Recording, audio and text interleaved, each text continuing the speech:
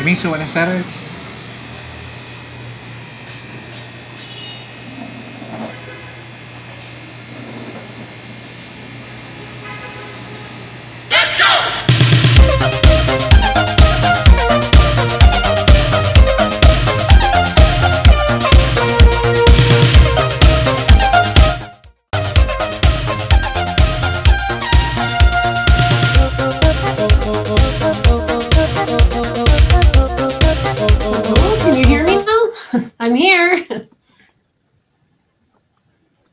Hello, how are you? Yeah, we can hear you. Excellent, wonderful, I made it. Let's see. Hello, I'm here, Miss Kari. Welcome. Hi, Andres. Excuse me, I was using the other link you had sent me, and I didn't realize that you sent me a new one. So that's I set okay. myself Don't worry, up earlier. Maybe you confused with the link that we used yesterday when we were talking. Yeah. Yeah, because I was on my phone and now I'm on my computer and I needed to send it to my computer, so I sent it earlier. Good afternoon, Carmen. Welcome. Okay, we're going to start, Miss Kari. Hello, teachers. Good afternoon. It's a pleasure again to have your presence. That we were here because we are going to share another webinar this Saturday, and we have a special guest, Miss Master Kari Miller. Okay, she lives in Quito. She has also contributed to the education, especially in the EFL area where we English teachers work. And one of the things that I admire from her is that you also contributed for the fortalecimiento del inglés, I think, in the curriculum from the Mineduc. Yeah, Yes. you were part of that project. That's it's good. And also you are professor in some universities in Quito and also in Guayaquil, Casa Grande, no? Yes. So welcome. Thank And we you. can start with your topic, Ms. Kari. All right, everybody, thank you. Sorry about the delay at the beginning. I apologize. Okay, so let's get started. I'm going to be, let's see, pantalla, yes. I'm going to be sharing my slides with you. Today we're going to be talking about interactive activities for online learning. So let's see. Can you see my slides? Yes, we can see you. All right, excellent. We're ready to go. Okay, so as we get started here, basically my objectives for today was to talk a little bit in the beginning about what is remote learning and what is online learning. So I know that I called the session online learning, but maybe some of you are doing something which is more like remote learning. And that's what we're going to see today. What are the differences between remote and online learning? Sometimes they're used interchangeably, but they are a little different, and that's what we'll talk about. And then we're going to look at some differences between asynchronous and synchronous activities that has to do with the remote and online learning part. And then we'll spend the rest of the time looking at some activities. I have 2 activities that are synchronous to share with you and 2 that are asynchronous. So I'm hoping that if you want, you can participate and play along with some of these activities. Okay, so we're really looking at how to make things interactive. But before we do that, I wanted to make sure that we are all understanding what is the difference between remote learning or teaching and online learning or teaching. So I'm going to put a statement or a phrase on the screen. And in the chat, I want you to write R if you think it's remote and O if you think it's more online. So the first one is uses synchronous video conferencing. What do you think, remote or online?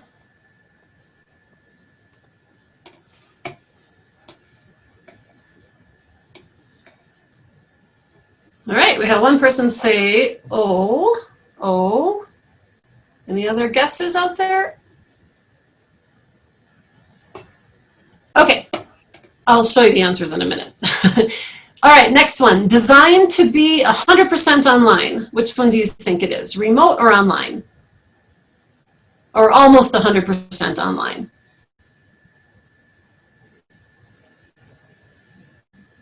All right, there we seem a little more sure. Everybody is saying O. Okay, perfect. Mostly asynchronous. So I haven't really talked about the difference, but maybe you know. Asynchronous would be where the students are working at different times of the day. So maybe they're doing the activity in the morning, some students do it in the evening, some on Saturday, some on Monday. So mostly asynchronous, remote or online.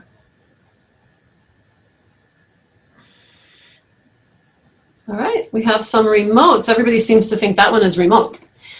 All right, adapting face-to-face classes. So what we say in Spanish, clases presenciales. So which one do you think is more similar to face-to-face classes? We're just adapting them a little bit. Remote or online?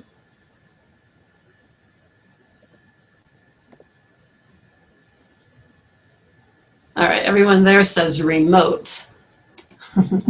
Okay, spontaneous. Which one is more spontaneous? There's more improvisation. It's not completely designed ahead of time. Remote or online?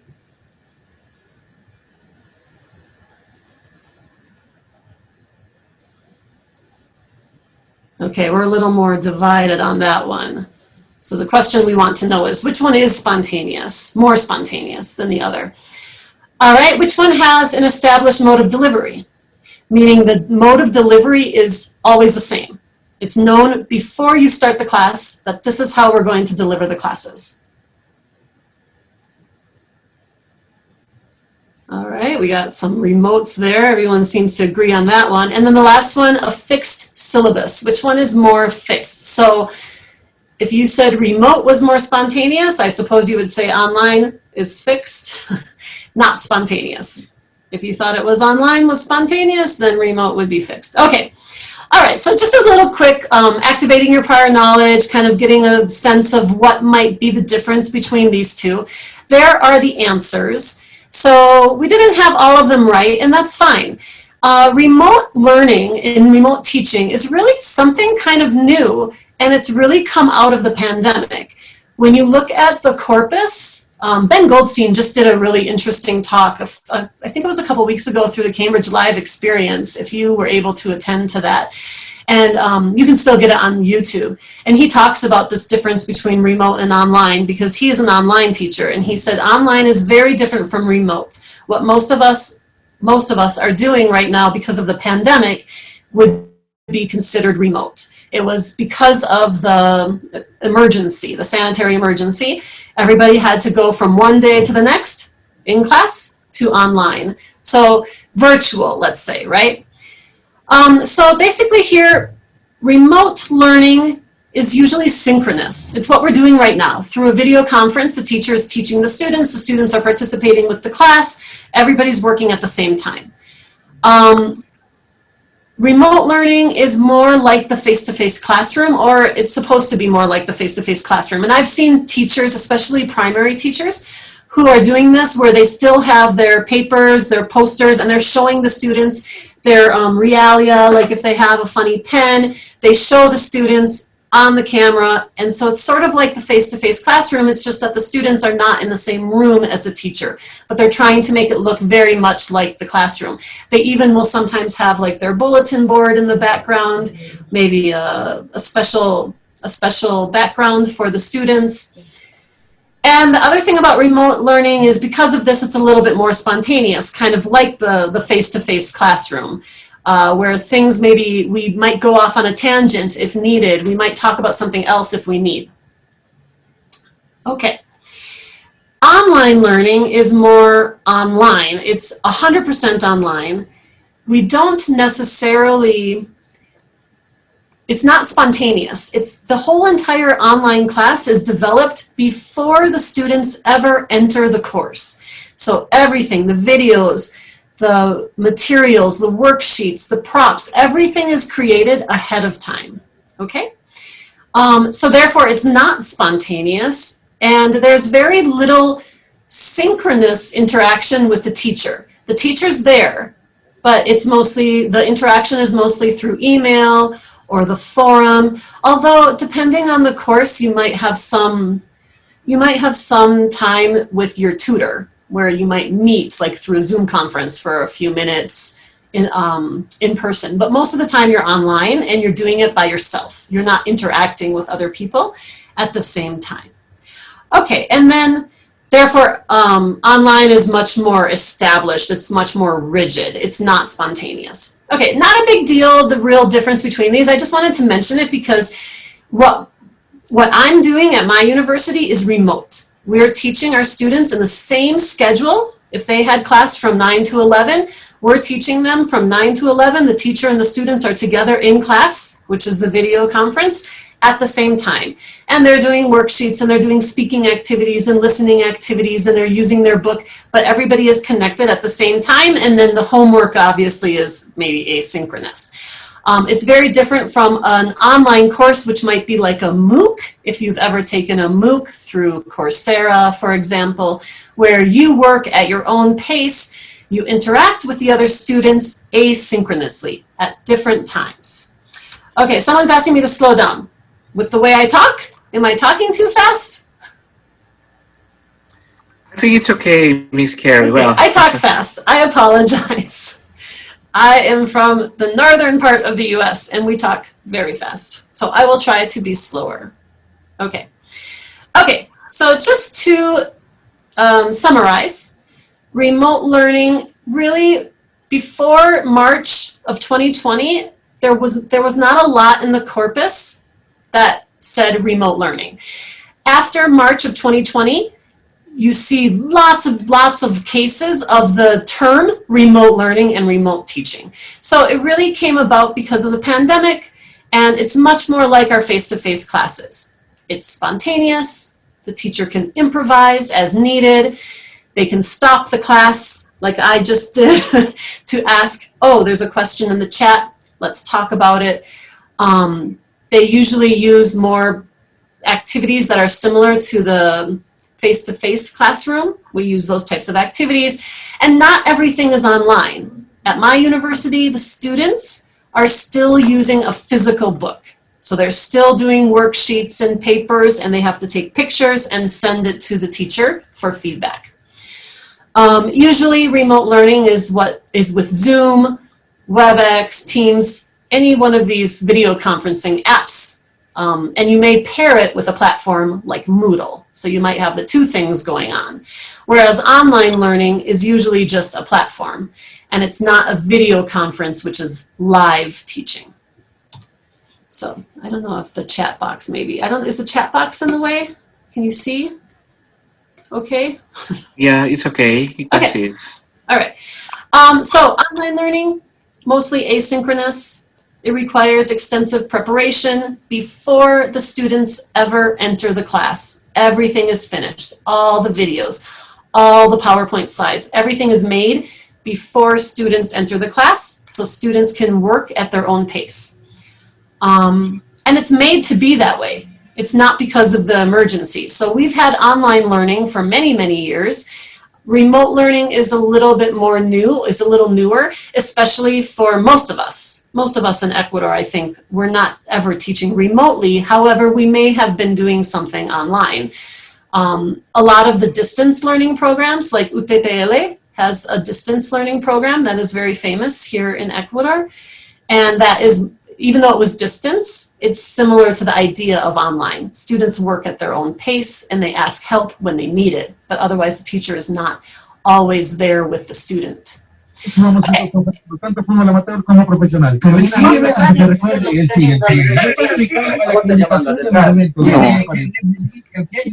that a question or just interference? Okay, so let's look really quickly at synchronous and asynchronous. Synchronous learning is learning that takes place in real time, like we are doing right now. We are together, it's, whatever, 5:20 on a Saturday, and we're all together at the same time. Oops. So obviously with this type of learning, the teacher has a lot more control. However, it can be very easy to be unidirectional. The teacher's the talking head, just talking, talking, talking. The students are listening. Maybe they're not listening, maybe they're participating, we don't always know, even if they're staring at the screen. If they're not interacting, then it can be very teacher-centered. Therefore, we have to make a very good effort, we have to be very specific about interacting with our students. We have to make sure that they interact well. Asynchronous learning is not in real time. Everyone works at the time they want. They can take as much time as they need. If I want to spend 20 minutes on the worksheet, I can do that. When you do asynchronous learning, the teacher isn't there at the exact same time, even though the students maybe can email the teacher or WhatsApp the teacher, but the teacher is not necessarily in front of the students, like on a video conference. Therefore, your instructions have to be very clear. You do need to be available for students within reason. Obviously, if a student is working at 3 o'clock in the morning on their paper, they can't expect you perhaps to be available at 3 o'clock in the morning. So you need to let the students know, when will you be available? But it also needs to be, the interaction needs to be planned. Interaction needs to be planned even more now in the type of classroom that we're in. Because when we are in person, it's very simple and quick to put somebody in pairs, to put people in groups, to let them ask questions to their partners. But now it's a little bit more difficult. So we want to make sure that our interaction is happening and we have to plan it ahead of time. And even if you're working in the asynchronous classroom, it's a good idea to come back in a video conference once in a while just to answer questions, for example, or talk about, you know, if there are any questions or any mistakes that students are making, or for any feedback that you want to give. Okay, so I have a little poll for you. I want you to go to menti.com. I will put it in the chat as well here. And you need to put the code 3030291. So let's see. I don't know if I need to put that in the chat, but I'll put it in the chat just in case.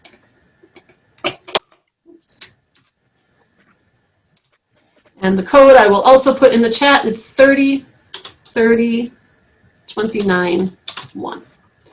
And there I want you to think about your learning with your students, your teaching, I should say.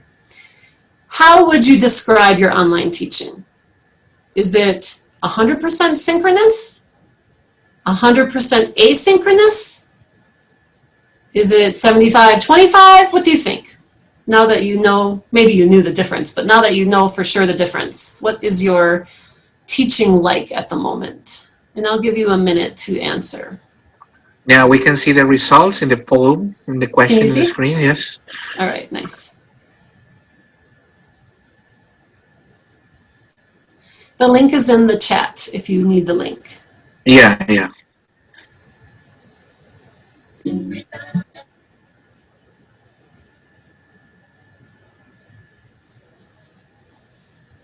Ooh, one person is 100% synchronous. That's pretty much what we're doing at, I work at the Escuela Politécnica Nacional, and that's basically what we're doing. We're almost 100% synchronous.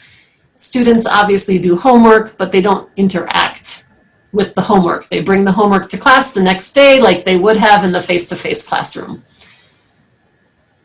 Okay, very good. So you can continue answering that if you want, but you can see from the results that the majority of you are actually mostly synchronous with a little bit of asynchronous activities. So today what I had planned was to look at 2 synchronous activities and 2 asynchronous activities. So that you could, you know, depending on your situation, you can use these activities in your classroom.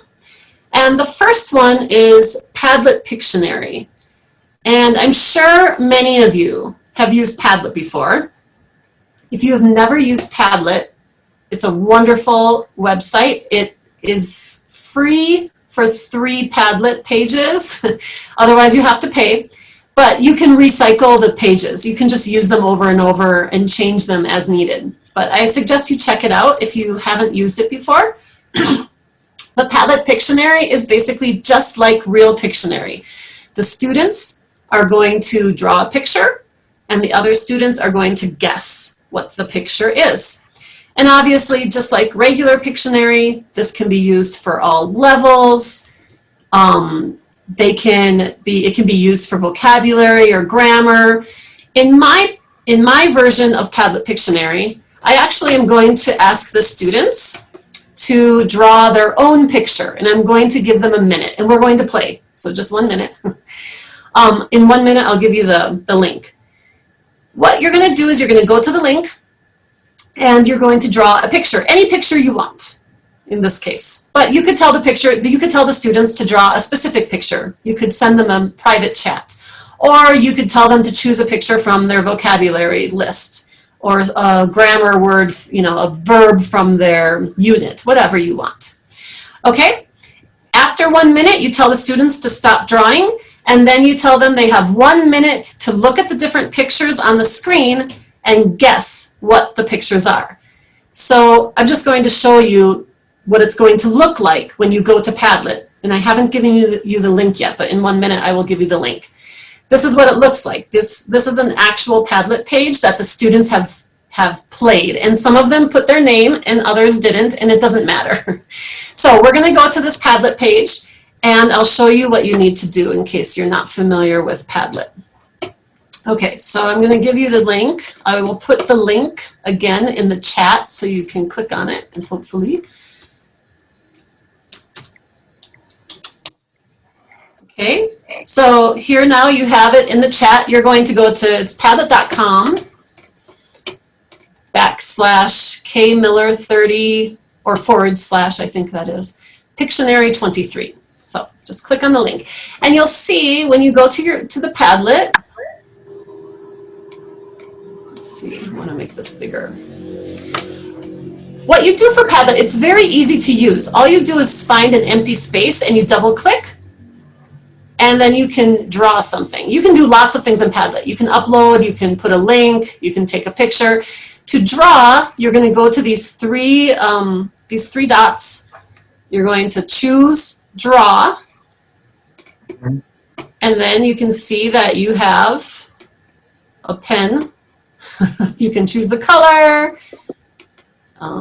Let's see, I don't know. I'm terrible at drawing. I love it. It's fun. Okay, there's my picture. And when you're done, you're going to save it. All right, so if you want to play, I will give you 1 minute. You can double click there, and you can draw a picture. And then we will guess. So we have 1 minute. Can you share your link again, Miss Kari? Because it was scrolling down the screen, you know? So some teachers couldn't read the websites. Okay, it's in the chat. Yes.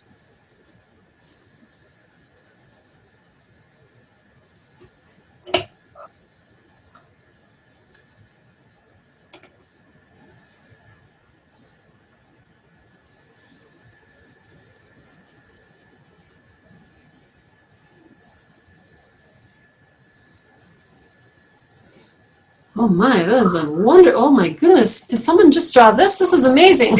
I love it. Okay, we're gonna stop there because this is just a sample. You can check it out later and play around with Padlet. Now we have 1 minute. I want you to go to the different pictures, and you're going to click on add a comment, and you're going to guess what you think the picture is. So for example, I'm on this picture of this girl who looks like she's writing. So I'm going to write writing, and then you enter, and you can see my comment is writing. So I want you to go to different pictures and try to guess what you think the picture is. Some are obvious, more obvious than others.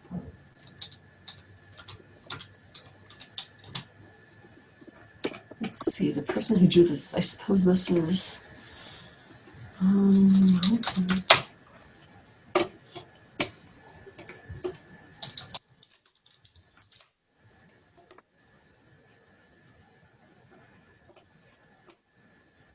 okay, here this person already told us what it is.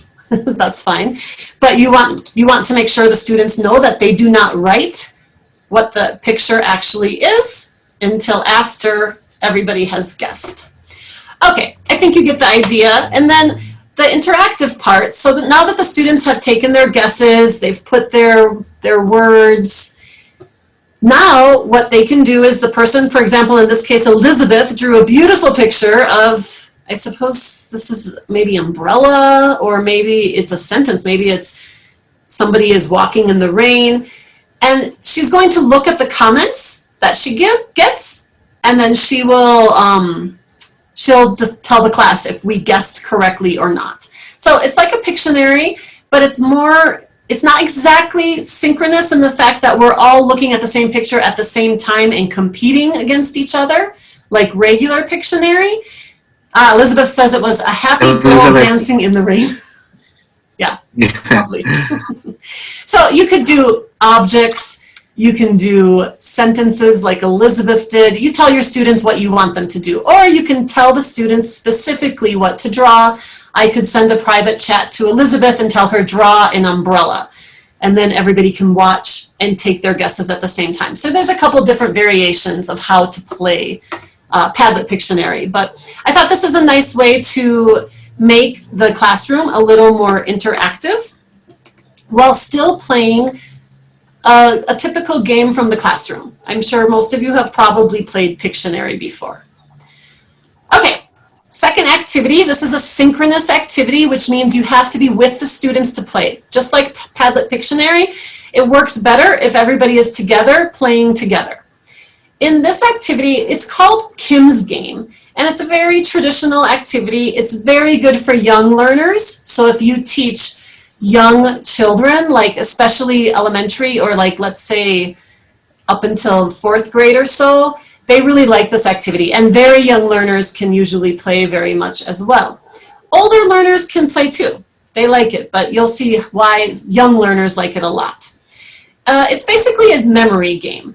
The idea is that the students are going to look at a page of 10 objects. I'm going to do it on my screen, but you could actually bring 10 objects and show them if you had like a tray, and if you're synchronous with the students in a video conference, you can show them. Okay, so on the screen you're going to see 10 objects. If they are very young learners, you especially want to make sure that you are showing them words that they already know, things that they know the names of. The students get 30 seconds to 1 minute. It depends on the age of your students. I'm only going to give you 30 seconds. The students get 30 seconds to look at it and try to remember the objects, because then I'm going to take away one object and you have to tell me what the object is that's missing. Okay? If you were playing with a tray, you just cover it, and then without everybody looking, you take away one thing. All right, so let's play. Here is our screen.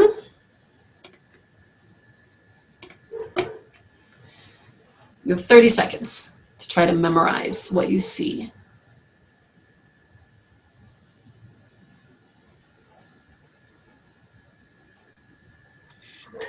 Miss Kari, we have less than 10 minutes, okay?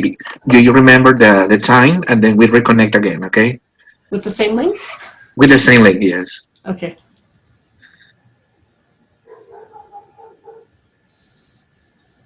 All right, that's all the time I'm going to give you because you're older students, but for young learners, maybe you want to give them 1 minute. You decide how long they need. Okay, I'm going to take away one object, and in the chat, you need to write the object that's missing.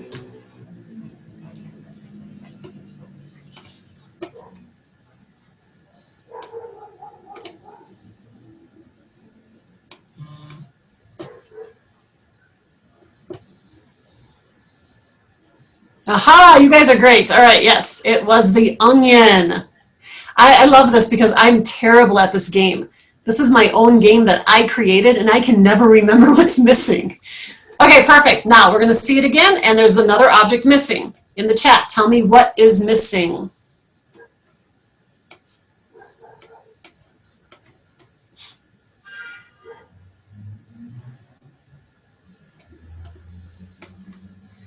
Ice cream. Good job. Wow, you guys have played this before. Good memory. Okay, next one. What's missing?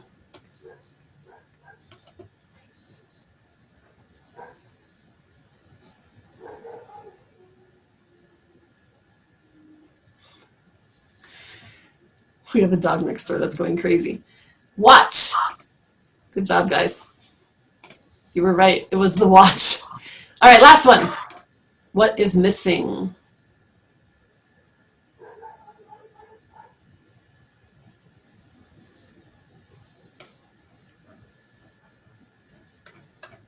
Wow, you guys are amazing. I'm impressed. Yes, it was a water bottle.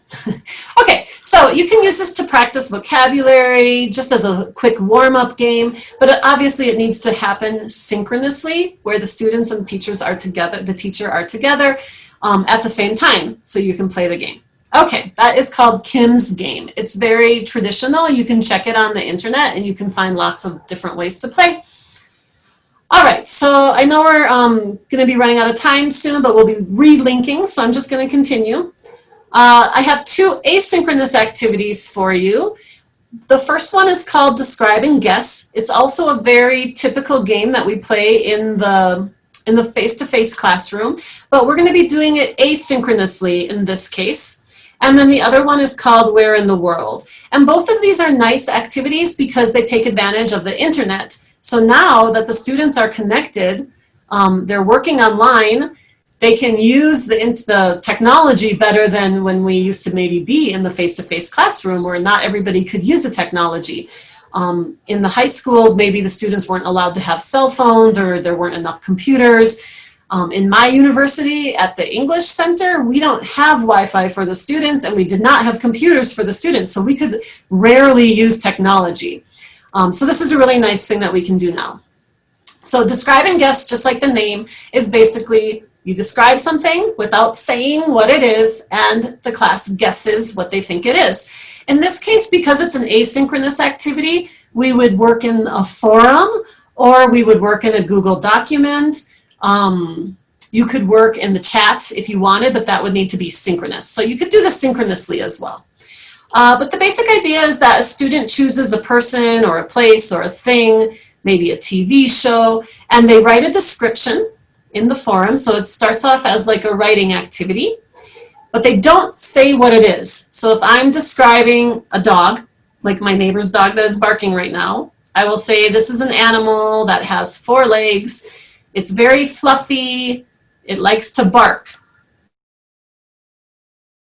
And then the students, you know, on their own time can go to the forum and they can read my description and they can write in the, as a comment, they can write what they think my object is.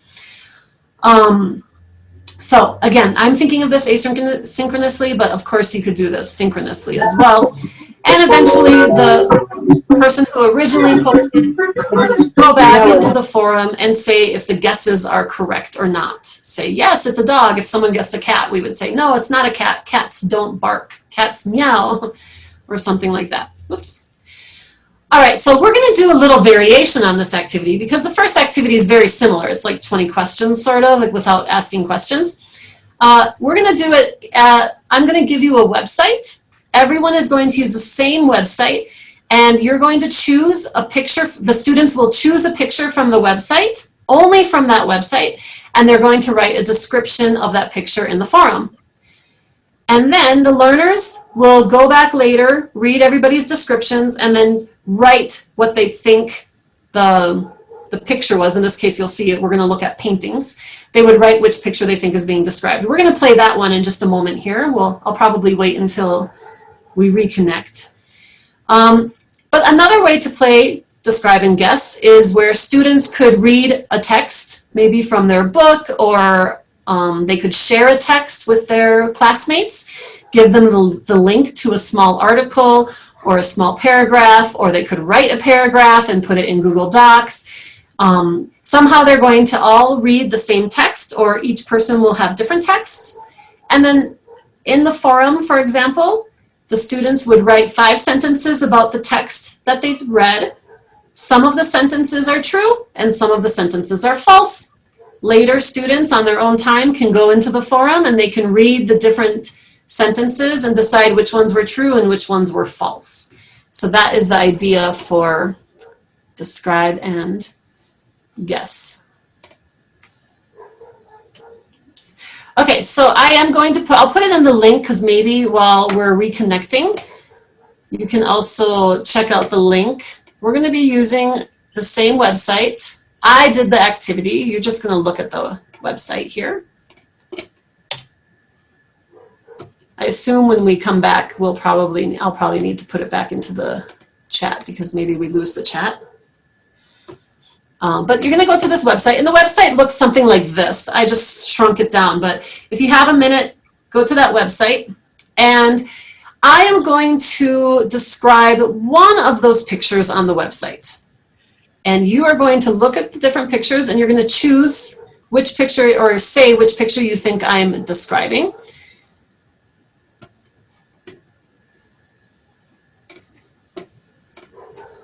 So here's the website in big.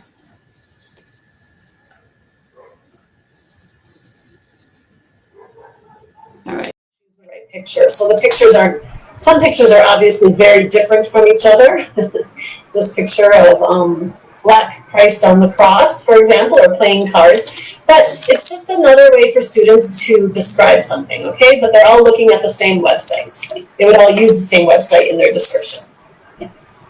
Okay, so describe and guess. Different variations on that. The last activity I have for you, which is also, it can also be used, it could be synchronous as well, but I'm thinking in this case about it being an asynchronous activity where students would be using the forum to interact. So they could interact, for example, I write my description Monday morning and my classmates go in during the week and they write their guesses. This is another type of activity like this, but it's a little different. It's called Where in the World, and it's using these websites where you have websites where you can see these 360-degree pictures. So I will put it in the website again. What we're going to be looking at, we're going to look at a picture from Peru. Let me get the link and I'll put it in the chat so you can look at the same website I'm looking at. Okay, so this is a 360-degree website, and this picture is Lima, Peru. If you've been there before, you'll recognize it. The idea, this is sort of what it's going to look like, but when you go to the website, you can move your mouse around, or if you're on your phone, you can scroll with your finger, and you can see the picture in 360 degrees. This is sort of what it's going to look like here. I'm going to try to make this bigger. All right. Okay, so you can see that if you take your mouse and you drag it around, you can get a whole 360-degree view of the Plaza de Armas in Lima, Peru. Okay, so what are we going to do for this activity? The idea of this activity is that the students would use this website to find a 360-degree picture. Then they would go to the forum, or they could go to a Google Doc that has been shared with the class, and they would put the link, just like I did, to their picture that they chose. What is the interactive part? Well, the interactive part is that they are going to write in the forum or on the Google Doc, they're going to write maybe 5 questions about the picture, and the other students have to go to the website and they have to look around to find the answers. So we're going to play, this is my last activity, we're going to play and I'm going to ask you 4 questions and you will look around on your own screen to find the answers. So the first question is, how many palm trees do you see? You can write the answer in the chat. So you have to scroll around and you're going to start counting. 1, 2, 3. You're going to scroll around and count all of the palm trees that you can see in the plaza and put the number in the chat.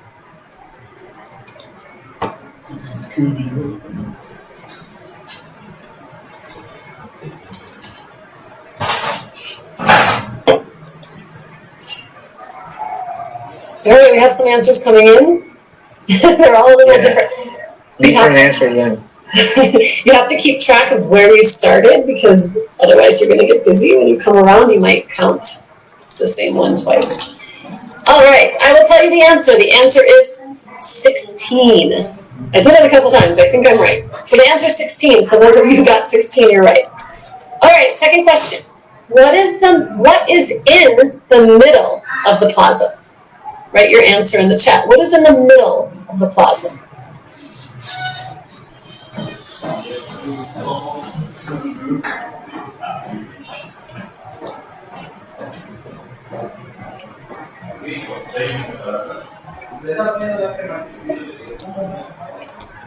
All right, we have two different answers, and I agree. I think they're both correct.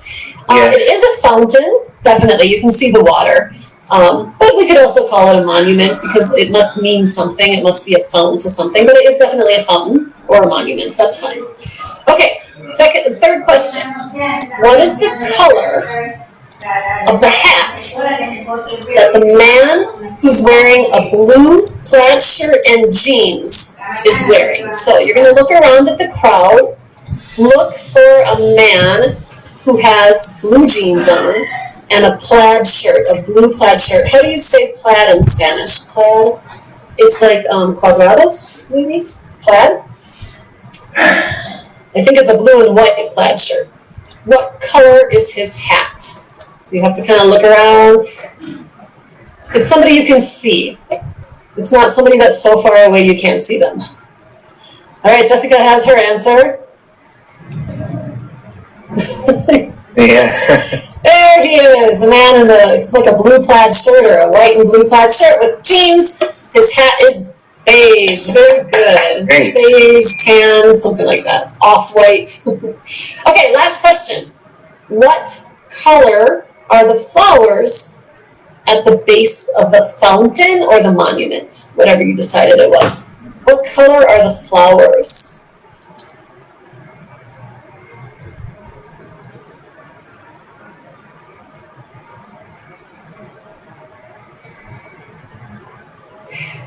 Excellent. Very good. Yeah, they're yellow, orange, red, in that color scheme, right? Okay, you guys, thank you so much. That was fun. All right, so this is the idea behind describe and guess. No, I'm sorry, this isn't describe and guess. This is where in the world, but it's similar, right? But you would ask questions in the chat. You would give the students, I'm saying, not just the teacher, but the students would actually create the questions. They would find the picture, put the link in their forum or on a Google Doc, write their questions, and then the students would go through the forum on their own time. Maybe they have a couple days to do this, and they would look at each of the links and answer the questions that they can as a comment to the post. And then, of course, the student who wrote the post could say if they got the answers right or wrong. So here you can see Here you can see the answers. We went over them together, but that's the idea of where in the world. And again, I was thinking of it as asynchronous, students working on their own time, finding the picture, putting their questions in a forum or a discussion board. But you could do it in class as well. We just did it synchronously, so it's another way to work. Obviously, with this last activity, you could do a number of different extensions from the activity. For example, students could research one of the places that their classmates chose. So I chose Plaza de Armas in Lima. Maybe another student will say, I'm going to research that place. And they could write a paragraph about it. Or they could give a little short speech or presentation. They could make a tourist pamphlet. You know, for example, what are 5 things a tourist can see in La Plaza de Armas in Lima? Or what are the buildings in the Plaza de Lima? What is the historical significance, or what's some interesting information? And so if everybody's choosing different pictures, you would have like little mini research projects going on, and they could present something about these pictures that everybody saw. And then of course you could take a poll to find out where people would like to go, if there are 10 people in class or 40 people in class, and we saw 40 places, which is the place that I would like to visit? And you could have like a little poll, kind of like a contest to see which place wins, which place is more popular. Okay, so just to summarize what I sort of went over is, how do we create interaction? Well, all of those activities were interactive. We worked in the chat together, we drew pictures together. You want to make the activities meaningful, so they have to be fun, they need to be engaging, and they should be something that we would do in real life. So if I just told my students, you know, write a paragraph about the Plaza de Armas, that's more of an educational activity, it's more academic. In real life, nobody has ever told me that I have to write a paragraph about a historical place in the world. Only teachers have told me to do that. But playing games with each other, describing something and then looking and saying, oh yeah, I see it, and then giving more information about something that we've already interacted with, that is more meaningful. It's as close as, closer to real life. So we want to make the activities fun, engaging. We want students to be interacting together. Even if they're working asynchronously, they can interact by guessing each other's ideas or commenting on what other people have written.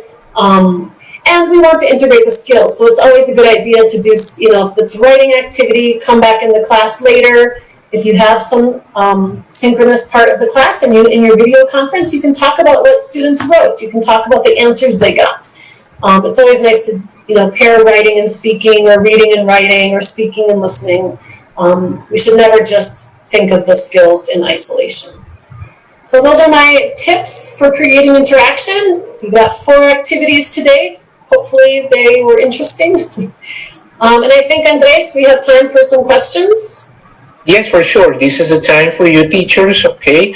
It was very interesting, Miss Kari, these online activities, no, for our classes, no? So teachers, you can ask some questions about this presentation.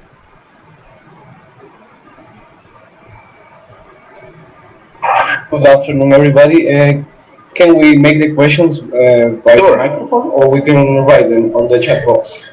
Well, you can activate your microphone as you're doing now, sir. Okay, thank you so much. I have one question, Kari. First of all, let me say thank you. It was really useful for me because I find your activities really interesting. Okay, but here's my question: how can I engage them more with these activities? For example, if I have a student that is not interested in maybe participating in these kind of games. So what age group are you thinking of? Do you have a specific age group? From 7 to 12. They don't like to participate? Not all of them, but maybe 1 or 2 or 3, and that can be, I don't know. Well, I would say that maybe, I don't know your situation. Are you working synchronously or asynchronously? What are you doing right now? We have to do both. Doing both. And I don't know if you've noticed, but I would say that if students are not wanting to work synchronously, sometimes the students are shy in the camera, or they're maybe not paying attention because they're being distracted, they're in their house, or, I don't know if you can see them on the camera. Sometimes they don't have their cameras on. But I would say that if you're having trouble with the synchronous environment, maybe try some activities asynchronously. They might be more willing to do something if they have more time to think or more time to prepare their answers. And as you just saw, we can do things synchronously, and if you can do it synchronously, you can probably find a way to do it asynchronously. I don't know if that's what you think the problem. What do you think the problem is with the students who don't want to participate? Is the level? That was a good piece of advice. Thank you so much, Kari. Yeah, it just depends on the student so much. It could be the student's shy, maybe the level's too hard for them, maybe the game's boring for them. You can try different games and see which ones they like. I try a lot of games. Yeah, that's the problem. I have to say that maybe they are shy because sometimes the parents are sitting by next to them. And I find it really tricky. Yeah, and then they get really nervous in front of their parents. Maybe trying things a little more like asynchronously. So even if they're on camera with you because you're in class, you can send them to, I don't know if you're using a platform, but you could send them to the forum to do work. They could work in the forum, and that gives them, they're not like being watched the whole time so much. I don't know. Yeah, Thank you so much. Thank you. Can I say something? Yes, Mr. Luis, yes, you can ask. One of the things that I wanted to say was sometimes I just simply ask the student, well, what do you like? Yeah. I mean, do you like this game? I mean, just flat out cut to the chase and say, do you like this activity? Yes, I do, or no, I don't. Can we play another game? Yes, please. What game do you like? And sometimes just by not necessarily make the student feel defensive, hey, how come you're not participating? Instead, ask for their buy-in, encourage their buy-in, and that has been very effective for me. Yeah, that's an excellent piece of advice. I think that you could even, like at the end of your week, every week, give them a poll, like through Mentimeter, and say, these are 3 activities we did this week. Rank them.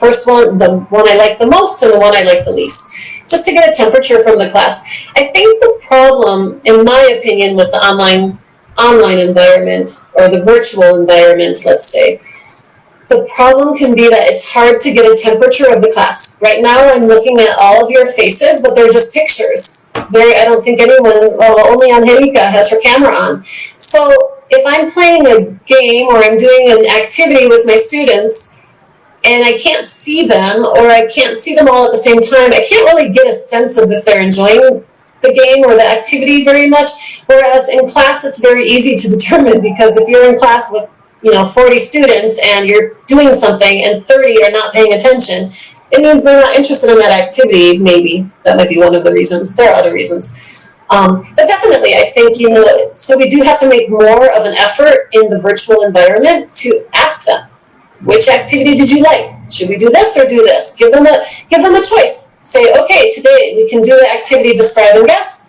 Where in the world, or what else did we play? Have the Pictionary. You choose. Which one do you want to do? And let the students make the decision. That's for little kids. Little kids usually don't need a reason to do things, so if it's not enjoyable, they just won't do it. For adults, I do work in the university, and what we find with adults is that they don't like to do things that they think is a waste of time. So if they think that we're just playing a game and they're not learning something from it, or they're not doing something interesting from it, then it's not going to be interesting to them. That's why Kim's game might not be interesting for adults.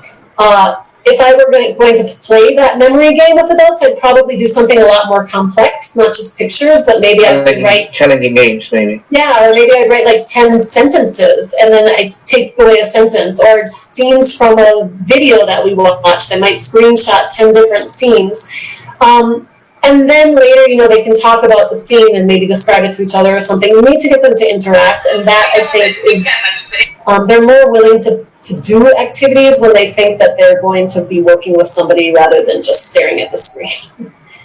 Anyways, that was a good question. Good advice. Thank you very much. Luis, you got a question? Luis Macias? Or any other teacher who have any question? You can activate your microphone, or you can text in the chat box. I have a question. Okay, if I may briefly, I just wanted to say thanks again for the websites. The reason why I wasn't participating in some of the activities was because I was actually copying those websites so I can use them later. Very effective, just so you know that. Oh yeah, that's fine, no problem. Have you had any success with Scriblio? I have never used Scriblio. I don't know that one. What does that do? Is it like an interactive whiteboard? Okay. Yes, it is. It's kind of similar where people can draw a picture. I like to use it for spelling activities with people because I'll simply write a word and leave a letter or two out, like, friend, F-R-I-E or F-R-E-I. How do we work with that? I find it very helpful. Scriblio.io. Feel free to add it to your arsenal. Yeah, perfect. Thank you so much. I'm going to look at that one. SKRIBL.io, I think, because it's like an IO. SKRIB.BLIO. It's Scriblio. You'll find it out. Excellent. Thank you. But there's a dot between the S and K. Okay. Yeah, thank you. I wrote it down. I'm going to be checking it out. Thank you, Mr. Dula. Let me read one question in the chat. Kari, can you share something to do reading synchronized activities? It's a question from Catherine PROAñO. Oh, that's a good question. I think reading is somewhat difficult to do synchronously because obviously reading is a very personal, individual activity. I would say if you're going to be in a synchronous classroom and you want to do a reading activity, the best thing is to do it like you would in the regular classroom. Send students the PDF or if they have the textbook, tell them what page they need to be reading, and then give them the time they need. And of course, you're in the chat or you're on camera, able to answer questions if they have them as they go. But I think that it needs to be done kind of like it would be in the face-to-face classroom, where students take their own time. Because if we could do reading aloud, but reading aloud is more, it's not really reading. It's like listening, or it's pronunciation. Yeah. It's not really reading. So that is a really great question. You know, and a lot of people like to do reading as the asynchronous activity, where like at the university, for example, we usually just tell them to read it and then come to class. But with little kids, they might not do it that way. So just, you know, you might say, okay, we have 10 minutes to read, and then they read in the 10 minutes. Well, you know, they can all still be on camera. They turn their mics off and they read. And then if they have a question, they can put something in the chat, or they can open their mics and ask a question. Yeah, Ms. Kari, I was thinking about it with you when you integrate the skills in this case, for example, reading for a specific purpose, no? When the students can read a part of what you mentioned or PDF, and then after a specific time, you start a discussion about the topic, like a debate, no? I think that the reading activity can be helpful in that way. Yeah, it can be a prompt, like a prompt almost for a speaking activity, for a discussion. It could be a prompt for a writing activity. I think what's happening with remote teaching, like if you're 100% synchronous right now, or almost all synchronous, probably you should be doing a lot of activities together, but with the microphones off, with students working individually sometimes as well. So I was looking more at interactive activities where everybody's working together, but with other skills like reading and writing, that often is more individual. But it can still happen in a synchronous environment, just like it would in class. I'll say that the activity I did have an activity. I can share it real quick again, just as a reminder. This activity, oops, I think I closed it, but, oh no, this is wrong. I don't know where I put it.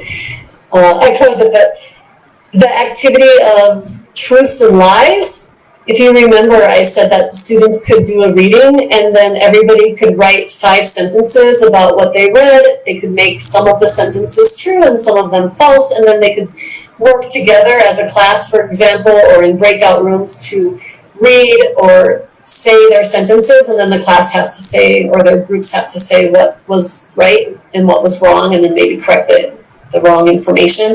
That could be using reading in a synchronous environment, but the reading itself is probably individual. Excellent, thank you. I think it's Luis, thank you very much. He put the Scriblio, he put that in the chat for anyone who's interested.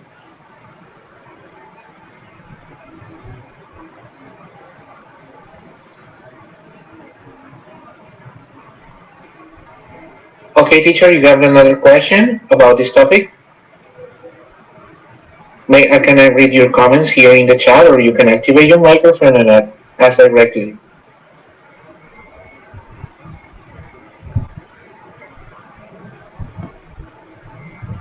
I guess the only thing I would ask briefly is, how has it impacted you? You're talking about the differences between the two types of learning. As a teacher yourself, what differences, what adjustments have you had to make to this new learning environment? Yeah, I think probably all of you, well, I don't know you, so maybe you disagree, but for most of the teachers at my university, the hardest thing was just the technological aspect. Like, none of us were familiar with any of the video conferencing apps. The teachers have had a hard time. They're getting much better at it now, 6 months in, but in the very beginning, it was really difficult to find ways to make it interactive. So the teachers would talk for 2 hours and then, talking to the computer and never really getting much feedback from the students. And I'm sure the students have had to make a lot of adaptations as well, because they're not with their classmates. One of the problems that I think has been for my particular university program is that the students are only with us for 8 weeks, and we get new students every 8 weeks. So unlike a high school environment, for example, in my kids in their high school, obviously they're online as well, but they already know their classmates. They know everybody, and they know some of their teachers as well. So it hasn't been a huge adjustment for them, because they know who everybody is. They've met in real life. But what we're finding is that our students, you know, they've never met in real life. They always have new classmates and new teachers every 8 weeks. And so we have to make a much better effort of just getting them to interact together. But I think the hardest thing that we've had to adapt to is just getting to know the platforms, and trying to work with the platform that we have. Some platforms are better than others, in my opinion, and the ones that are not very good can be really difficult to use. And I actually have a funny story to share. yeah. Thank you, Jack. I actually have a funny story to share. Can I share it very briefly? Yeah. I'm having some difficulties. I'll share very briefly. I hope everyone can hear me. A couple of weeks ago, I was asked to attend a class on resilience. The class was given on the Crowdcast platform. There were some problems with the Crowdcast platform, so I immediately set up a Zoom meeting. Everybody joined me in the Zoom meeting, and the instructor refused to continue the class. The class was about resilience, but the instructor themselves couldn't demonstrate effective resilience by going to another platform. I just thought that was funny, and it kind of sums up the difficulty with using the technology. Yeah, that's all I wanted to share. Thank you for a outstanding job and a great presentation. Thank you. But yeah, we have to be very flexible, and that can be hard for a lot of teachers, and it can be harder when, in addition to having to be flexible all the time, we're also in a scary time as a world, as a country, and as a world.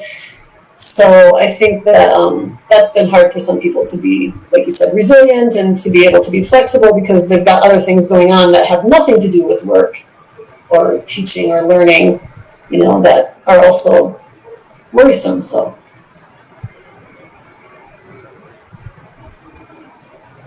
Okay, I'm gonna read a comment here. Thank you so much for sharing such interesting activities to apply in face-to-face classes. Yes, but that's what we have done in here. Yeah. Thank you, Angelica. Angelica, yeah.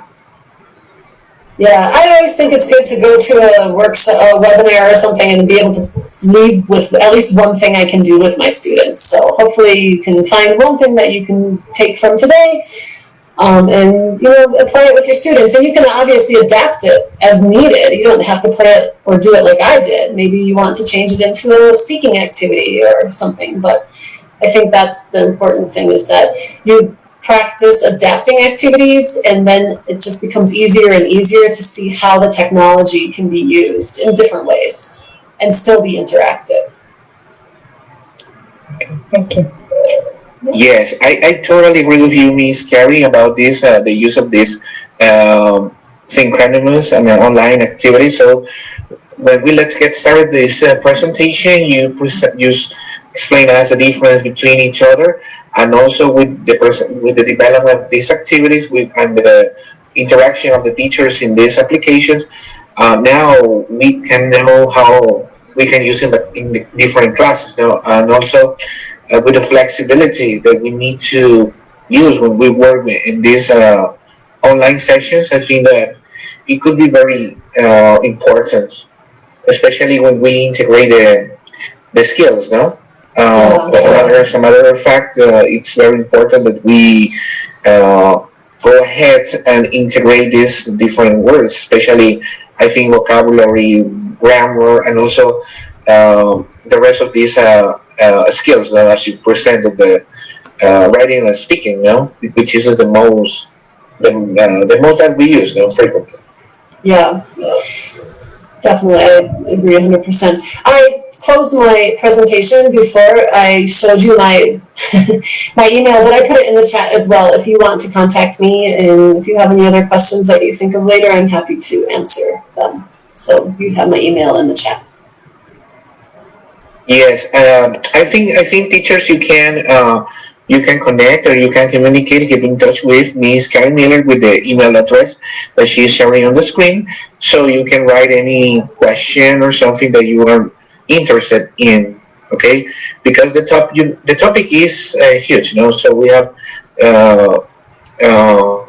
we need more time to talk about these online sessions, games, and interactive activities. So I will say thank you again for coming, teachers, and also I wait for you for the next Saturday. Thank you, Miss Kari. It was an honor. Oh, Okay. thank you. It was very fun. Okay, thank you so much, and I expect to have you in another program later. Yeah, maybe we'll see you around. Thanks everybody for all your participation and your great questions, and I hope you have a really great, you guys are kind of starting to get to the end of your school year if you're in Guayaquil. Here in Quito, we're just starting. So anyways, have a great school year. Okay, it was my pleasure. Thank you, everybody. See you next Saturday. Have a nice day. Bye-bye. Thank you. Hi, Diana. Diana. I saw her. Okay, guys. I know her. Hi, me. Hi, how are you? You're Fine. students, miss. Yeah. Okay, teacher, have a great night. Enjoy it. Okay, thank you. Okay. Thanks, everybody. Bye. Bye-bye. Bye-bye. Thank you so much. Goodbye. Goodbye, everybody.